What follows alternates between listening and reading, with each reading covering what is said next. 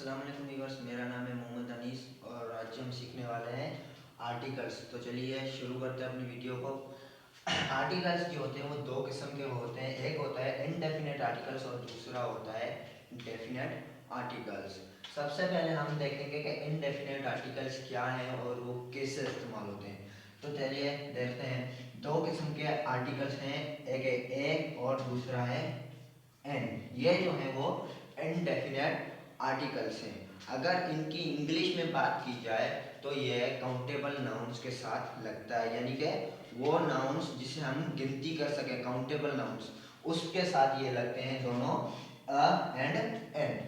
अब अगर इंग्लिश से हटकर हम राइटिंग, एसएमएस, पैराग्राफ्स वगैरह को देखें या एसेस को देखकर अगर इसको इस्तेमाल करना चाहें तो अगर ए जो है वो वहीं पर इस्तेमाल होगा जहाँ पर वोवेल का साउंड ना हो लेकिन कॉन्सोनेंट का साउंड हो। लेटर कोई भी हो सकता है एबीसी का, लेकिन साउंड जो है वो हमेशा कॉन्सोनेंट साउंड निकलेगा, तो वहीं पर हम इसे इस्तेमाल कर सकते हैं। मिसाल तो अगर हम एक एग्जांपल ले लें तो लिख सकते हैं बुक। बुक जो है वो एक साउंड जब इसका निकलता है तो बुक, बुक जो है वो कॉन्सोनेंट का साउंड निकाल रहा है, तो वहां पर हम अ का इस्तेमाल करेंगे। उसके बाद दूसरी चीजें हैं बुक, पेन, पेंसिल, इसके साथ हम जो है वो अ का इस्तेमाल कर सकते हैं। अब आ जाते हैं एन के ऊपर। एन जो है वो हमेशा वावेल साउंड्स के साथ लगता है, जहां पर भी वावेल साउंड निकले।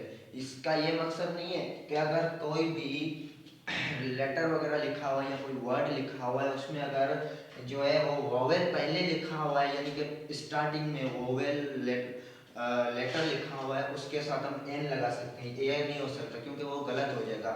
मिसाल अगर एप्पल, एप्पल के साथ हम एन को लगाते हैं, ये सही है, लेकिन इसको भी समझने की कोई तरीका है। वो इसलिए लगाते हैं, जो ए है वो हमेशा साउंड वोवेल निकालता है, यानी कि इसका साउंड है अ, ए, यानी कि इसका साउंड जो है वो वोवेल साउंड है, इसलिए हम वहां पर एन का इस्तेमाल करते हैं, यानी कि एन एप्पल।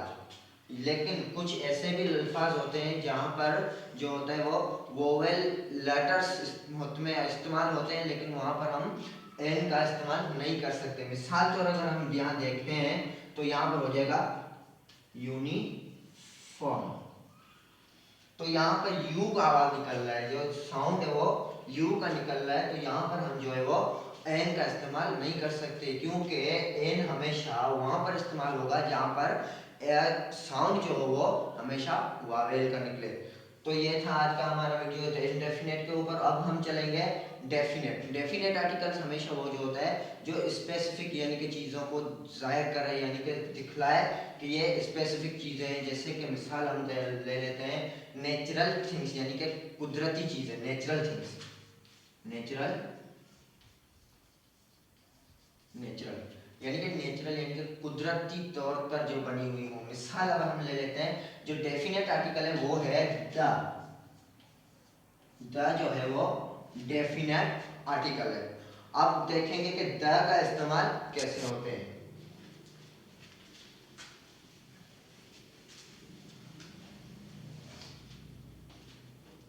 अब हम द का इस्तेमाल पढ़ेंगे। सबसे पहले जो है वो द का, तो ये द जो है वो डेफिनेट आर्टिकल्स है जो नेचुरल चीज़ों को यानी कि जाहिर करता है, जो है स्पेसिफिक चीज़ों को जाहिर करता है, यानी कि मखसूस चीज़ें होती हैं जो। अब अगर हम देख सकते हैं कि कराची,